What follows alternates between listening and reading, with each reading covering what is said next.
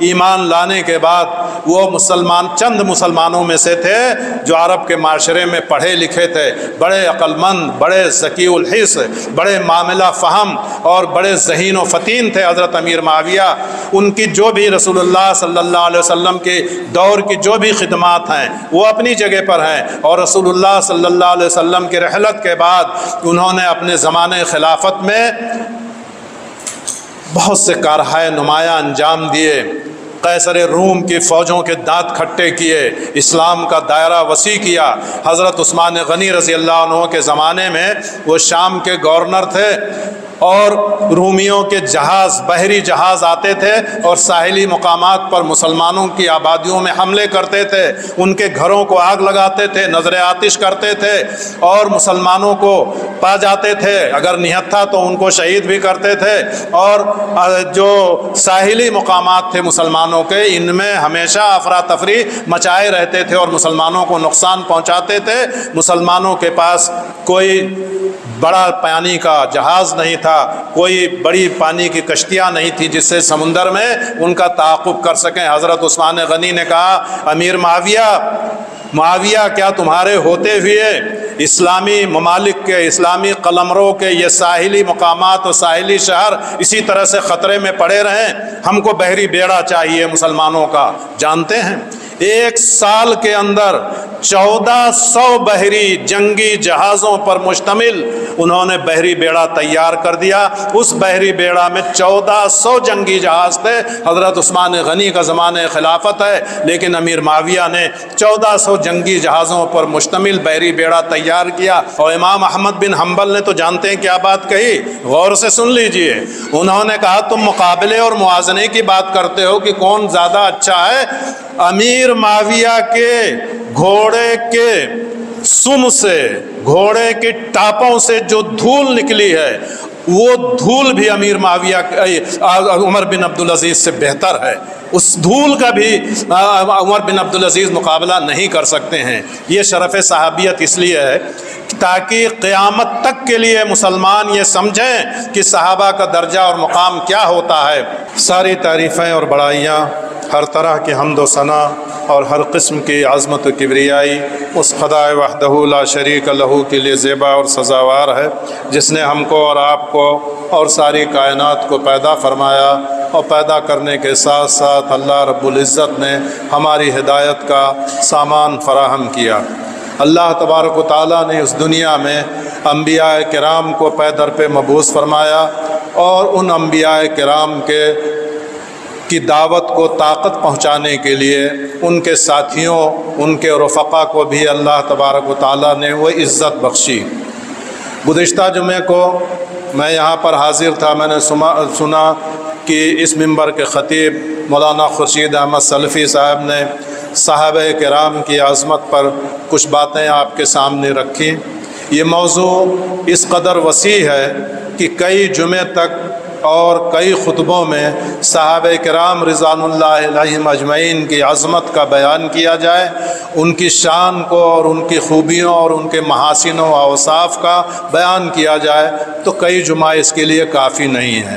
پھر چونکہ یہ محرم الحرام کا مہینہ جو ہے، اس میں ان آبادیوں میں، مسلمانوں کی ان آبادیوں میں جہاں روافض اکثریت میں ہیں، جہاں شیعہ حضرات اکثریت میں ہیں، وہ مناقب حضرت علی یا مناقب حضرت حسن اور حسین کو جو کچھ بھی بیان کرتے ہیں وہ ایک الگ موضوع ہے، لیکن سب سے زیادہ ہمارے لیے دل خراش بات، ہمارے دلوں کو تکلیف پہنچانے والی بات، ہمارے سینوں کو غم اور صدمے سے بھر دینے والی بات یہ ہے کہ ان مواقع پر وہ صحابہ کرام رضوان اللہ علیہم اجمعین کے ذات پر حملے کرتے ہیں اور ان پر کیچڑ اٹھالتے ہیں اور ان کو بہت زیادہ برا بھلا کہتے ہیں، خاص طور سے شیخین کو برا بھلا کہتے ہیں، حضرت ابو بکر، حضرت عمر فاروق کو برا بھلا کہتے ہیں، حضرت علی رضی اللہ عنہ کو چھوڑ کر کے باقی تینوں خلفائے راشدین کی شان میں گستاخیاں کرتے ہیں، اور صحابہ کرام رضوان اللہ علیہم اجمعین کی سیرت پر ایسے ناروا حملے کرتے ہیں کہ جس کو کوئی بھی غیرت دار مسلمان برداشت نہیں کر سکتا ہے۔ تو ایک تو یہ موقع ہوتا ہے کہ جس میں صحابہ کرام کی سیرتوں کو داغدار کرنے کے اور آپ رضوان اللہ علیہ مجمعین کی سیرتوں پر حملہ کرنے کے منصوبہ بند سازش ہوتی ہے، منصوبہ بند کوشش ہوتی ہے، اور صحابہ کرام کی ذات کو ہدف ملامت اور ہدف تنقید بنا کر کے تمام اہل سنت والجماعت کے جگر کو چھلنی کیا جاتا ہے۔ اس موقع پر بہت سی جگہوں پر صحابہ کرام کے محاسن اور اوصاف کو بیان کرنے کے لیے، ان کی عظمت کردار کو بیان کرنے کے لیے بھی جلسے ہوتے ہیں سنیوں کی طرف سے، اور صحابہ کرام کی عظمت کو بیان کیا جاتا ہے۔ ایک تو یہ موقع محل ہے، اور دوسرے اسی درمیان اسی ہفتے میں ہمارے ندوے کے سابق استاد مولانا سلمان حسینی ندوی نے صحابہ کرام پر ایک عجیب انداز سے حملہ کیا۔ آپ جانتے ہیں، جو اہل علم جانتے ہیں ان کو جانتے ہیں، صحابہ کرام رضوان اللہ علیہ مجمعین کی سیرتوں سے کچھ واقفیت رکھتے ہیں، تو ان کو جاننے کے بارے میں کہنا چاہتا ہوں کہ وہ اسی وجہ سے جب انہوں نے صحابہ کرام کی سیرتوں پر حملہ کیا تو ندوے سے ان کو نکال دیا گیا۔ ندوے کے بہت ذی عزت اساتذہ میں ان کا شمار ہوتا تھا، اور ان کی بات کو پتھر کی لکیر یا ندوے میں حرف آخر سمجھا جاتا تھا، لیکن انہوں نے کئی برس پہلے شیعوں کے ہاں میں ہاں ملاتے ہوئے پہلے حضرت امیر معاویہ رضی اللہ عنہ کی ذات پر حملہ کیا، پھر اس حملے کے دائرے کو مزید وسیع کیا، یہاں تک کہ حضرت عثمان غنی رضی اللہ عنہ پر بھی حملہ کیا، اور اب انہوں نے ایک نیا شوچھا چھوڑا ہے کہ منافق صحابہ، ایک نئی اصطلاح ایجاد کی ہے کہ منافق صحابہ، یعنی صحابہ کے اندر نفاق تھا۔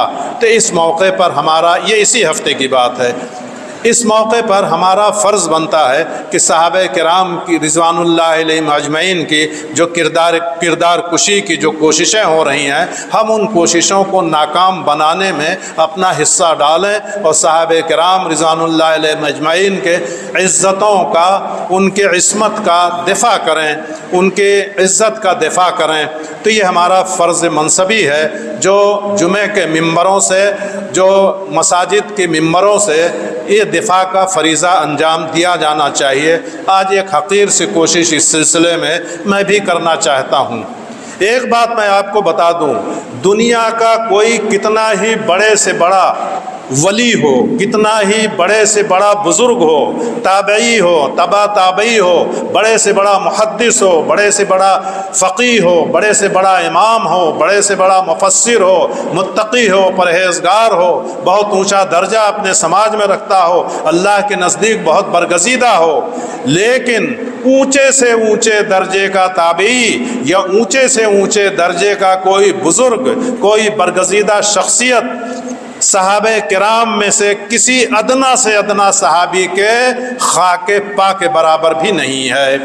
صحابہ کرام رضوان اللہ علیہ اجمعین کے پیروں کے دھول کے برابر نہیں ہے۔ کوئی کتنا ہی بڑے سے بڑا ہو، اپنے آپ کو سمجھتا ہو یا اس کے پیروکار اس کو سمجھتے ہوں، ایک آدمی کا دوسرے آدمی سے موازنہ کیا جا سکتا ہے، ایک فقیہ کا دوسرے فقیہ سے موازنہ کیا جا سکتا ہے، ایک محدث اور ایک مفسر کا دوسرے محدث و مفسر سے موازنہ کیا جا سکتا ہے، لیکن کسی غیر صحابی کا کسی صحابی سے موازنہ نہیں کیا جا سکتا ہے۔ ان کا جو مقام تھا، ان کا جو درجہ تھا دین میں، دین کے لیے ان کی جو قربانیاں تھیں، صحابہ رسول اکرم صلی اللہ علیہ وسلم کے ساتھ ان کی محبت کا جو معیار تھا، اسلام کو ہم تک پہنچانے کے لیے ان کی جو خدمات تھیں، ان کا کسی سے موازنہ نہیں کیا جا سکتا۔ چنانچہ ایک بار ایک مشہور محدث حضرت عبداللہ ابن مبارک سے سوال کیا گیا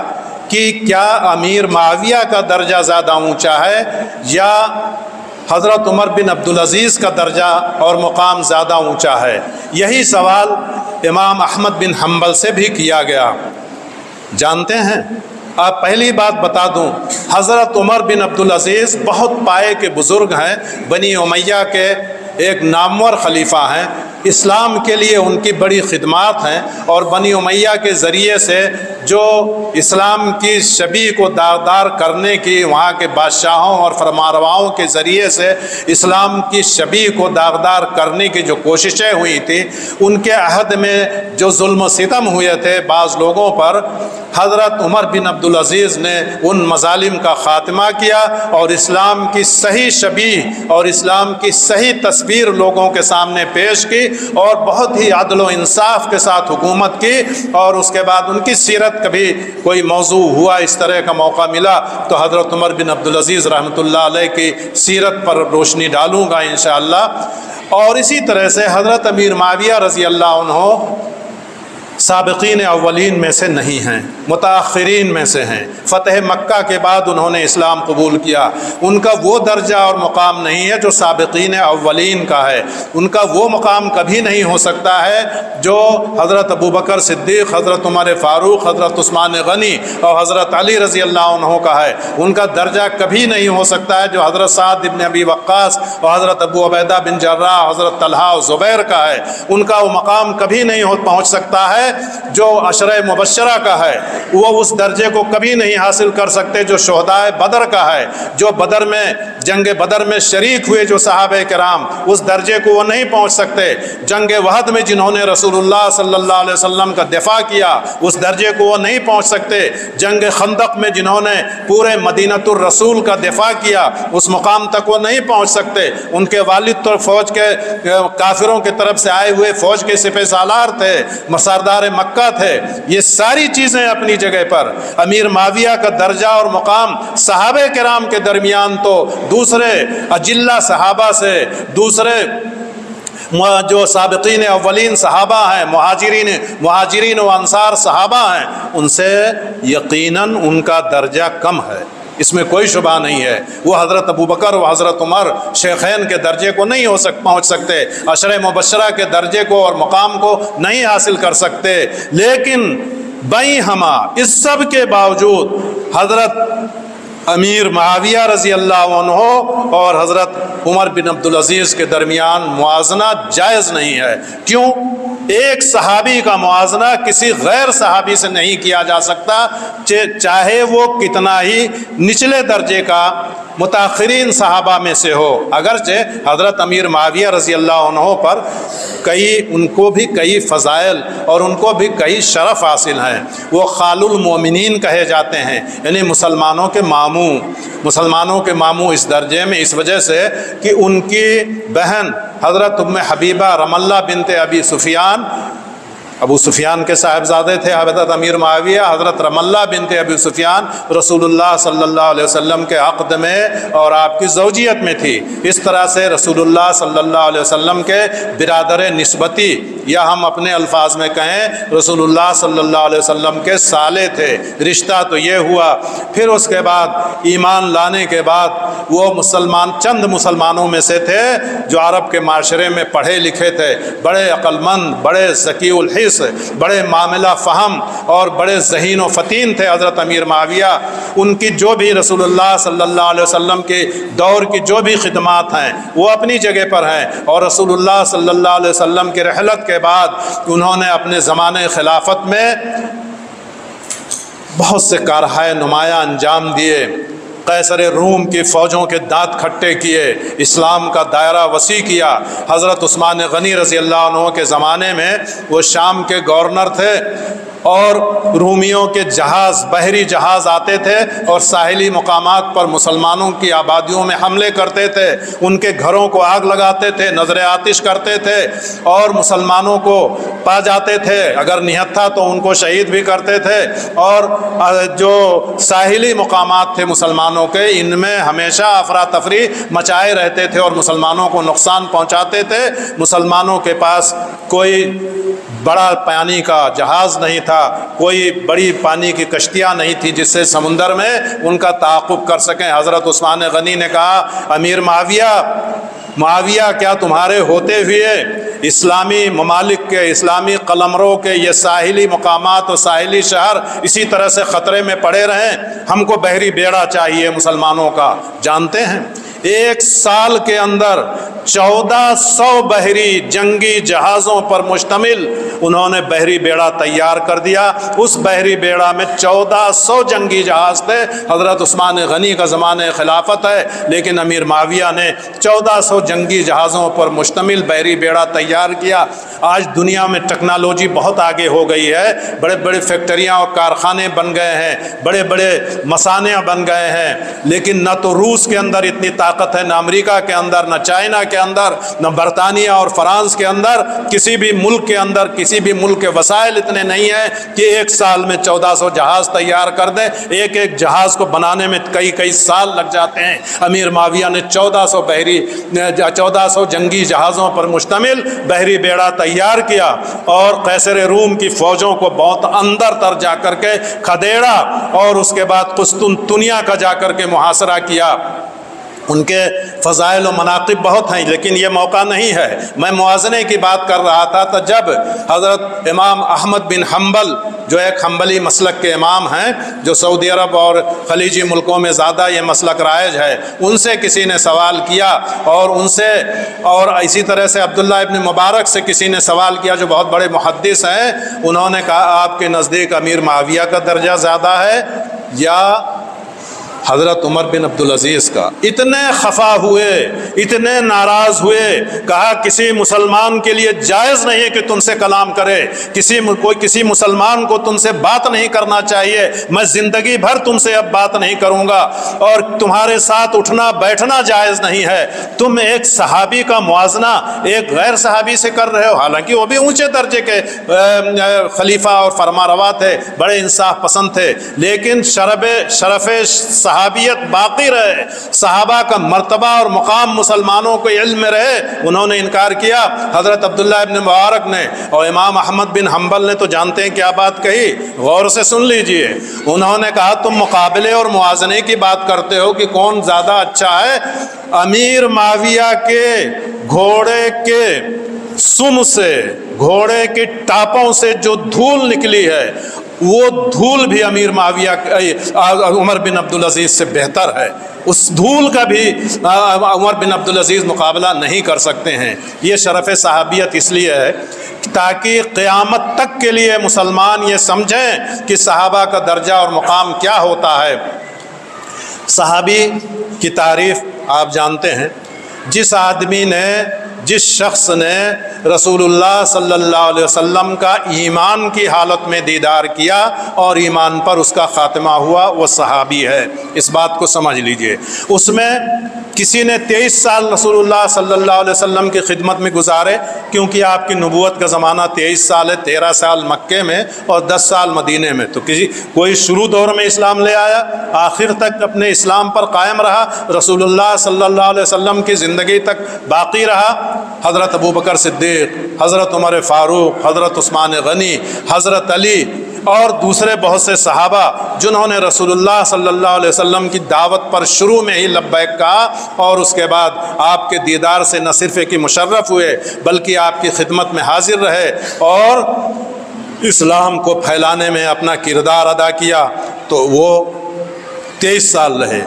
کوئی 20 سال رہا، کوئی مکی دور میں رہا، کوئی مدنی دور میں اسلام لایا، کسی نے 10 سال گزارے، کسی نے 5 سال گزارے، کسی نے 1 سال گزارا، کسی نے 1 مہینہ گزارا، کسی نے 1 لمحہ گزارا۔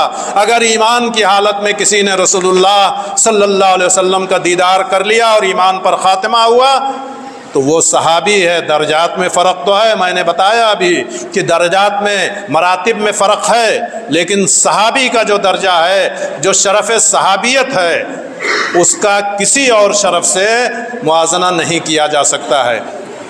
سلمان حسینی بڑے مولانا ہیں، بڑے اہل علم ہیں، لیکن اللہ نے ان کو صرف اس وجہ سے ذلیل کیا کہ انہوں نے صحابہ کرام کی شان میں گستاخی کی۔ جب انہوں نے یہ شوچھا چھوڑا تھا، امیر معاویہ کے شان میں گستاخی کی، صحابہ کرام کے شان میں گستاخی کی، اسی وقت میں لکھنؤ میں تھا، بہت سے لوگوں نے کہا کہ اس آدمی نے اب تو حد کر دی، اللہ تعالیٰ اب اس کو ذلیل کرے گا۔ اس کے بعد ندوے سے ذلیل کر کے نکالا گیا، مسند درس چھین لی گئی۔ ندوے کی نظامت کے خواب دیکھ رہے تھے مولانا مولانا رابع صاحب کے بعد ندوے کی نظامت کے خواب دیکھ رہے تھے، وہاں کا درس بھی چلا گیا، وہاں ان کو گھسنے کی اجازت نہیں ہے، اور اس کے بعد بہت سی چیزیں میں اس کو بیان نہیں کرنا چاہتا۔ تو یہ ساری چیزیں، یہ ذلت و رسوائی سماج میں ان کو صرف اس وجہ سے حاصل ہوئی کہ انہوں نے صحابہ کرام کی شان میں گستاخی کی۔ بہرحال میں ابھی صرف اتنے پر بات ختم کرتا ہوں کہ انہوں نے کہا کہ بعض صحابہ منافق تھے، منافق صحابہ کی انہوں نے اصطلاح ایجاد کی۔ مجھے ان کی عقل پر ماتم کرنے کا جی چاہتا ہے کہ ان کو صحابی کی تعریف نہیں معلوم۔ ابھی تعریف میں نے کی ہے کہ جس نے ایمان کی حالت میں رسول اللہ صلی اللہ علیہ وسلم کا دیدار کیا، رسول اللہ صلی اللہ علیہ وسلم کی زیارت کی اور ایمان پر خاتمہ ہوا، وہ صحابی ہے۔ تو منافق کیا ان کا ایمان تھا؟ منافقوں نے تو صرف مصلحت کو دیکھتے ہوئے، اسلام کی ظاہری قوت و شوکت کو دیکھتے ہوئے انہوں نے اسلام کا لبادہ اوڑھ لیا تھا۔ ایمان اور اسلام ان کے دل میں داخل ہی نہیں ہوا تھا۔ 3 طبقات تھے مکے میں، 2 ہی طبقے تھے، یا کافر یا مسلمان، یا مشرک یا مومن۔ لیکن جب مدینے میں آئے تو تیسرا طبقہ منافق کا پیدا ہو گیا کہ جن کا ظاہری مومن کا سا تھا لیکن باطن ان کا کافر سے بھی بدتر تھا۔ قرآن پاک میں جا بجا ان کے بارے میں کہا گیا ہے وَإِنَّ الْمُنَافِقِينَ، اللہ تبارک و تعالیٰ نے ان کے لیے سورہ منافقون بھی پوری سورت ان کے نام سے ایک نازل فرمائی ہے۔ اسی طرح سے سورہ توبہ میں ان کے بارے میں کتنی باتیں بیان کی گئی ہیں۔ رسول اللہ صلی اللہ علیہ وسلم نے فرمایا لا تصلی علی احد مات منہم ابدا ولا تقم علی قبرہ انہم کفروا بآیات اللہ ورسولہ، یا کچھ اس طرح کی آیت ہے کہ جب انتقال ہو جائے ایسے لوگوں کا تو ان کی جنازہ مت پڑھو، اور ان کی جنازہ مت پڑھو، ان کی قبر پر بھی نہ جاؤ، اور ایسا اس وجہ سے ہے کہ انہم کفروا بآیات اللہ ورسولہ، کہ انہوں نے اللہ اور اس کے رسول کے آیات کا انکار کیا ہے۔ تو اللہ تبارک و تعالیٰ نے صاف صاف کہا کہ انہم کفروا وماتوا وہم فاسقون، جب وہ مر جاتے ہیں تو فسق و فجور کی حالت میں مرتے ہیں، کفر و شرک کی حالت میں وہ مرتے ہیں، اس لیے وہ مسلمان نہیں ہیں۔ تو جب یہ کہہ دیا گیا کہ وہ مسلمان نہیں، قرآن پاک میں اور جگہوں پر بھی اور مقامات پر بھی کہا گیا کہ وہ مسلمان نہیں ہیں، وہ کافر ہیں، پھر یہ کہنا کہ منافق صحابہ، یہ کیسے ممکن ہے؟ کوئی آدمی یا تو منافق ہوگا یا صحابی ہوگا، منافق صحابی کیسے ہو سکتا ہے؟ یا تو صحابی ہوگا یا منافق ہوگا۔ یہ بالکل ایسے ہی ہے جیسے کوئی کہے کہ کافر مسلمان۔ کیا کوئی مسلمان بھی کافر ہو سکتا ہے؟ یا کوئی کافر بھی مسلمان ہو سکتا ہے؟ یا تو مومن ہوگا یا کافر ہوگا۔ ایک وقت میں دن اور رات نہیں جمع ہو سکتے ہیں، یا تو دن ہوگا یا رات ہوگی۔ اسی طرح سے روشنی اور تاریکی جمع نہیں ہو سکتے، سیاہی اور سفیدی نہیں جمع ہو سکتی، تو مومن اور کافر نہیں جمع ہو سکتے، تو منافق اور صحابی کیسے جمع ہو سکتے ہیں؟ یا صحابی ہوگا یا منافق ہوگا۔ جگہ جگہ اسلامی تاریخ، رسول اللہ صلی اللہ علیہ وسلم کی سیرت کو دیکھیے، منافقوں نے اسلام کو نقصان پہنچانے کی کتنی بار کوشش کی ہے۔ رسول اللہ صلی اللہ علیہ وسلم نے ان میں سے بعض لوگوں کو شناخت کر لیا تھا، اور بعض لوگوں کو کی طرف سے نظر انداز کر دیا تھا، اور بعض لوگوں کو حقیقتاً آپ پہچان بھی نہیں سکے تھے۔ اگر آپ کو علم غیب ہوتا تو آپ ان سب کو پہچان لیتے، لیکن علم غیب کی بھی نفی ہے۔ تو منافق صحابہ ایک گمراہ کن اصطلاح ہے جسے اب ان حلقوں میں پیش کیا جا رہا ہے۔ مولانا سلمان حسینی نے یہ اصطلاح ایجاد کی ہے، صحابی کبھی منافق نہیں ہو سکتا، اور منافق کبھی شرف صحابیت سے متصف نہیں ہو سکتا۔ صحابہ نے اسلام کے لیے جو سر دھڑ کی بازی لگائی، اسلام کو ہم تک پہنچانے کے لیے جو کوششیں کی ہیں، ان کو اگر سونے کے حروف سے لکھا جائے تو بھی وہ حق ادا نہیں ہو سکتا۔ صحابہ کرام نے کس طرح سے کیا، صحابہ کرام نے کس طرح سے ہم تک دین کو پہنچایا، یہ مستشرقین کی سازش ہے، یہ یہود و نصارہ کی سازش ہے، یہ روافظ اور شیعوں کی سازش ہے کہ جب صحابہ کرام کی ذات کو ہم مجروح کر دیں گے، صحابہ کرام کی ذات کو ہم مشکوک بنا دیں گے، تو اس کے بعد اسلام کی بنیاد کمزور ہو جائے گی، کیونکہ وہی بنیاد ہیں، وہی کڑی ہیں، ہمارے اور رسول اللہ صلی اللہ علیہ وسلم کے درمیان سب سے اہم کڑی صحابہ ہیں، ہمارے اور دین کے درمیان سب سے مضبوط کڑی صحابہ ہیں۔ اگر یہی کڑی کمزور ہو جائے تو دین کا تو اللہ ہی محافظ ہے، دین کہاں بچے گا؟ جو دین کو لانے والے ہیں، جو حاملین قرآن و سنت ہیں، انہوں نے ہی قرآن ہم تک پہنچایا، انہوں نے ہی دین ہم تک پہنچایا، انہوں نے اسلامی تاریخ سے ہم کو روشناس کرایا، انہوں نے بے شمار قربانیاں دی۔ تو مستشرقین کی یہ سازش تھی کہ صحابہ کرام کی ذات کو مجروح کر دیا جائے، آپ کی ذات کو مشکوک کر دیا جائے، اور مسلمان جب شک و شبہ میں پڑ جائیں گے تو ان کا دین بھی کمزور ہو جائے گا۔ تو اس طرح سے ان کی سازشیں آج روافظ کے ذریعے سے کسی حد تک کامیاب ہو رہی ہیں، اور تعجب تو تب ہو رہا ہے جب انہی اہل سنت والجماعت کے طبقے میں سے یا اہل سنت والجماعت سے ہونے کا دعویٰ کرنے والے لوگ بھی اٹھتے ہیں اور کہتے ہیں کہ یہ صحابہ بھی منافق تھے۔ نعوذ باللہ، کوئی صحابی منافق ہو سکتا ہے؟ یا وہ منافق ہوگا تو صحابی نہیں ہوگا، یا وہ صحابی ہوگا تو منافق نہیں ہو سکتا ہے۔ یہ اصطلاح گمراہ کرنے والی ہے۔ صحابہ کرام کی شان تو کیا تھی؟ وہ کافروں نے اس کی گواہی دی۔ میں ایک چھوٹی سی مثال دے کر کے ختم کرتا ہوں کہ جب رسول اللہ صلی اللہ علیہ وسلم صلح حدیبیہ کے موقع پر جب عمرہ ادا کرنے کے لیے مکہ مکرمہ میں گئے 1400 صحابہ کی جماعت کو لے کر کے، تو کافروں نے روکا اور اس کے بعد ان کو مکے میں داخل ہونے سے منع کیا، بزور طاقت روکنے کی خواہش کی۔ رسول اللہ صلی اللہ علیہ وسلم اور آپ کے صحابہ عمرہ کرنے کے ارادے سے گئے تھے، لڑنے کے لیے نہیں گئے تھے۔ تلواریں تھیں اپنی حفاظت کے لیے لیکن نیام کے اندر تھیں، لیکن انہوں نے آپ کو بالجبر روکنے کی کوشش کی۔ حالانکہ مسلمان اگر جاتے تو بزور قوت مکے میں داخل ہو جاتے اور ان سے اگر جنگ ہوتی تو ان کو شکست دے دیتے، کیونکہ جب 313 کی تعداد میں مسلمان تھے جنگ بدر میں تو انہوں نے انہی کافروں کو شکست دی تھی، اور آج تو 1400 کی تعداد میں آئے تھے، ان کو کون ہرا سکتا تھا؟ لیکن عمرہ کرنے گئے تھے۔ اس موقع پر سفارتی مہم ہوئی، تو ایک ان کی سفارت کے خدمت انجام دینے کے لیے عروہ بن مسعود ثقفی نام کا ایک آدمی آیا۔ ان کو ہم رضی اللہ عنہ کہیں گے کیونکہ بعد میں انہوں نے اسلام قبول کیا اور شہید ہوئے۔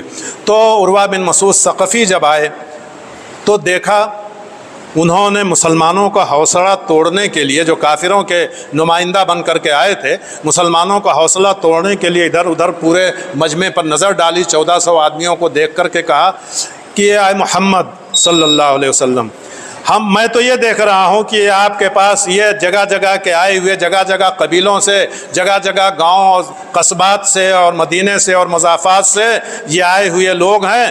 جب ان کے اوپر کوئی مصیبت پڑے گی، جب کافر جو مکے کے ہیں، جو مکے کے لوگ ہیں، وہ اپنی تلواروں کو تیز کر کے آپ سے لڑنے کے لیے تیار ہیں، جب ان سے سابقہ پڑے گا تو یہ سب آپ کو چھوڑ کے بھاگ جائیں گے۔ کن کے بارے میں کہا؟ سب صحابہ تھے، 1400 صحابہ تھے، ان کو آپ کو چھوڑ کے بھاگ جائیں گے۔ حضرت ابوبکر صدیق کو یہ بات اتنی ناگوار ہوئی کہ جو اتنی نرمی اور ملائمت کے ساتھ ہمیشہ عام حالات میں بات کرتے تھے، اتنے غصہ ہو گئے کہ اس کو انتہائی فحش گالی دی اور کہا چلا جا خبردار یہاں سے، اور وہ الفاظ میں ادا نہیں کر سکتا، لیکن حضرت ابوبکر صدیق کی زبان سے وہ الفاظ ادا ہوئے اس وجہ سے کہ کوئی ہماری نیت میں، رسول اللہ صلی اللہ علیہ وسلم کے صحابہ کی نیت میں شبہ کرے کہ ہم رسول اللہ صلی اللہ علیہ وسلم کو خطرے میں دیکھ کر کے بھاگ جائیں گے۔ اس کے بعد جب وہ رسول اللہ صلی اللہ علیہ وسلم سے بات کرنے لگا عروہ بن مسعود ثقفی، حضرت مغیرہ بن شعبہ خود لگائے سر پہ اور تلوار لیے ہوئے آپ کی حفاظت کے لیے باڈی گارڈ کی حیثیت سے کھڑے تھے، تو جب وہ بات کرتا تھا تو اپنا ہاتھ آپ کی داڑھی پہ لگا دیتا تھا۔ یہ بات حضرت مغیرہ بن شعبہ کو بہت ناگوار گزری۔ ایک بار منع کیا ہاتھ پیچھے کر، دوبارہ اس نے یہ حرکت کی، کہا ہاتھ پیچھے کر، اور تیسری بار کہا کہ اب اگر تم نے ہاتھ بڑھایا تو تمہارے ہاتھ کو اسی تلوار سے کاٹ کے پھینک دوں گا۔ اگر تم نے اپنے ہاتھ کو رسول اللہ صلی اللہ علیہ وسلم کی داڑھی میں لگایا۔ پھر جب وہ وہاں اس نے جو منظر دیکھا تو مکے میں جا کر کے کہا کہ میں نے قیصر و کسریٰ اور نجاشی کے دربار دیکھے ہیں، پوری دنیا میں کسی بھی قوم کے ماننے والے، کسی بھی بادشاہ کی رعایا اور کسی بھی زبردست کے زیر دست لوگ اپنے بادشاہ اور اپنے حاکم کا اتنا احترام نہیں کرتے ہیں جتنا احترام میں نے محمد صلی اللہ علیہ وسلم کا ان کے صحابہ کے ذریعے سے کرتے ہوئے پایا ہے۔ چنانچہ آپ جب تھوکنا چاہتے ہیں تو آپ کا تھوک، آپ کا لعاب دہن زمین پر نہیں گرتا ہے، کوئی نہ کوئی صحابی اپنا ہاتھ آگے کر کے آپ کے تھوک کو، آپ کے لعاب دہن کو اپنے ہاتھ میں لے لیتا ہے اور اس کے بعد اپنے چہرے اور اپنے جسم پر مل لیتا ہے۔ اتنی عقیدت ہے۔ اگر آپ وضو کرتے ہیں تو وضو کا جو پانی بچ جاتا ہے اس کو تبرک کے طور پر لینے کے لیے لوگ اتنا تیزی سے دوڑتے ہیں کہ جیسے لگتا ہے کہ آپس میں لڑ مریں گے۔ اسی طرح سے اور بہت سی باتوں کی رسول اللہ صلی اللہ علیہ وسلم کے احترام کی اس نے ایسے بلیغ انداز میں منظر کشی کی اور یہ تاثر دیا، کہا تم ایسی قوم سے جنگ نہیں کر سکتے ہو جو اپنے نبی کا اتنا زیادہ احترام کرتی ہو اور نبی کے باتوں پر اس طرح سے جان دیتی ہو۔ چنانچہ وہی ہوا، لڑ نہیں سکے۔ کچھ دن بعد مکہ فتح ہو گیا اور رسول اللہ صلی اللہ علیہ وسلم نے خانہ کعبہ میں جا کر کے سارے بتوں کو پاش کر دیا۔ صحابہ کرام کے بارے میں قرآن پاک کی جو آیتیں آئی ہیں، رسول اللہ صلی اللہ علیہ وسلم کی جو حدیثیں آئی ہیں، میں ان کو پیش کرنا چاہتا تھا لیکن وقت ختم ہو گیا۔ اگر موقع رہا تو انشاءاللہ اگلے جمعے کو، یا میں چاہتا ہوں کہ صحابہ کرام کی عظمت و رفعت اور ان کے مرتبہ و مقام کو بیان کرنے کے لیے اسی منبر سے برابر خطبہ ہوتا رہے۔